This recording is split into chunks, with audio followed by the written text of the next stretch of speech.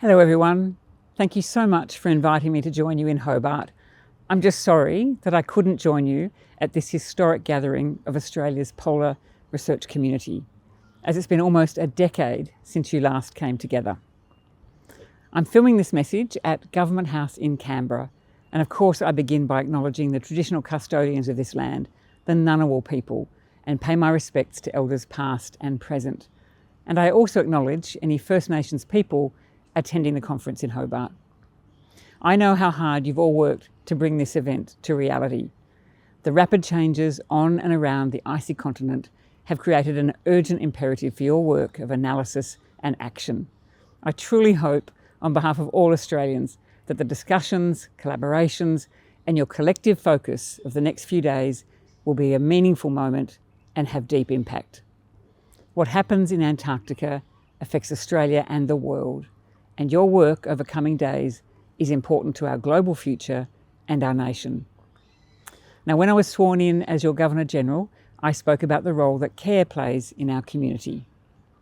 Care for each other, care for those who care for others, care for our extraordinary continent and its environmental beauty, care for civics and institutions, and care in the way in which we discuss and debate the issues of our time without judgment or rancour.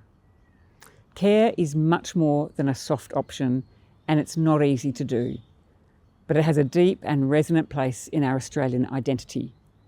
In particular, we must focus on our institutions, public debates, and sense of civic responsibility. I also talk of the critical need for us to focus our care on our stunningly beautiful continent, landscapes, and natural environment. And it's your work that exemplifies care here. You are our best minds and most passionate polar researchers. At this critical juncture for our environment, your work is vital for the future of Antarctica and addressing climate change more broadly, and for how we guarantee the sustainability of our natural environment. We have much to learn from the scientific method. Your process of reasoning, evidence, doubt, collaboration and consensus to arrive at the truth has a broader application than just science. Your discussions today will set an important example of how we learn to disagree well, to listen respectfully to each other and to experts. In the last of her Boyer lectures, Professor Michelle Simmons says, "As a physicist, while I value truth intensely, I also equally value doubt.